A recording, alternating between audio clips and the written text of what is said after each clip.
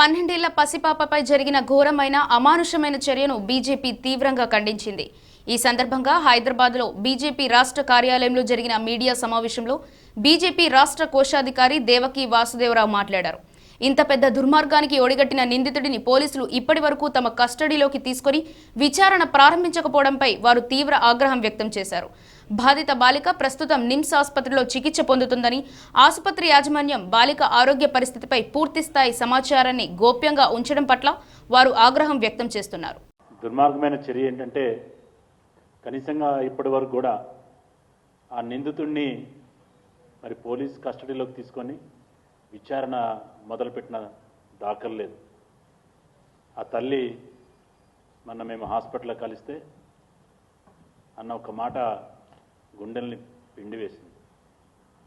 వాడేమో జైల్లో మంచిగా బిర్యానీ పెట్టి వాడిని పండబెట్టారు. నా బిడ్డ ఇక్కడ శవంలా మేమంతా శవాల్లో ఇక్కడ ఉన్నామని చెప్పి తల్లి అన్న మాట నిజంగా ఏ మనిషి నుంచి గుండెలు పిండేసే పరిస్థితి అట్లా ఉంది. ఏడుస్తున్న చిన్న పిల్ల తల్లి ఏడుస్తుంది. ఈరోజు వరకు కూడా మరి విచారణ మొదలు పెట్టకపోవటం, సీన్ రీకన్స్ట్రక్షన్ చేయించుకోకపోవటం, దాని మీద ఈ యొక్క అధికారంలో ఉన్న ప్రభుత్వం యొక్క పెద్దల హస్తం ఉందని చెప్పి భారతీయ జనతా పార్టీ అనుమానాలను వ్యక్తం చేస్తుంది. మరి ఆ రోజు నుంచి ఈ రోజు వరకు కూడా నిమ్స్ ఆసుపత్రి యాజమాన్యాన్ని, ఆ డైరెక్టర్ని మనకు హెల్త్ బులెటిన్ విడుదల చేయమని చెప్తే పాము చావకూడదు, కర్ర ఇరగకూడదన్న పద్ధతిలో ఆ పాప స్టేబుల్గా ఉంది, హెల్త్ స్టేబుల్గా ఉందని చెప్పడం తప్పితే ఆ పాపకు జరిగిన ఏమేమి గాయాలు జరిగినాయి, ఏంటి పరిస్థితి, ఎటువంటి వైద్యం అందిస్తున్నారు, ఎప్పటికి వైద్యం పూర్తవుతుంది, అసలు ఆ పిల్ల మళ్ళీ లేచి నడవగలుగుతుందా లేదా, ఎందుకంటే వెన్నెముక అంతా కూడా డ్యామేజ్ అయిందని మాకు తెలిసిన సమాచారం. కాలు కూడా పూర్తిగా స్పర్శ లేదని ఆ తల్లి చెప్తున్న వివరం.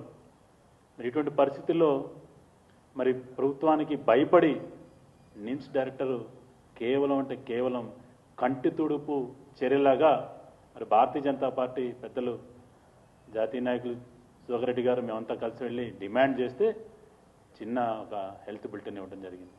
నిన్న ఆ తల్లిదండ్రుల సమాచారం ప్రకారం ఆపరేషన్ చేస్తే అవి కూడా ఫెయిల్ అయిందని మాకున్న సమాచారం.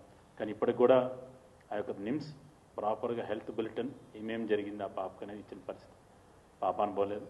కాబట్టి వెంటనే దీని మీద హోంమంత్రిగా ఉన్న రేవంత్ రెడ్డి గారు స్పందించాలని చెప్పి, ప్రతి చిన్నదానికి మరి స్పందించే రేవంత్ రెడ్డి గారు ఎక్కడ ఏ అన్యాయం జరిగినా నేను స్పందిస్తా అని చెప్పే రేవంత్ రెడ్డి గారు ఇంత పెద్ద అవమానీయమైన అంటే అన్హ్యూమన్ సంఘటన జరిగితే వారి నోట్లోంచి ఒక మాట అన్న పాప అనుకోలేదు. మరి ప్రతిరోజు కూడా ఆయన సెక్రటరీ రావాలన్నా, ఎక్కడికి వెళ్ళాలన్నా నిమ్స్ మీద నుంచే ఆయన ఇంటి నుంచి బయలుదేరితే నిమ్స్ దాటుకుంటూ వెళ్ళాలి.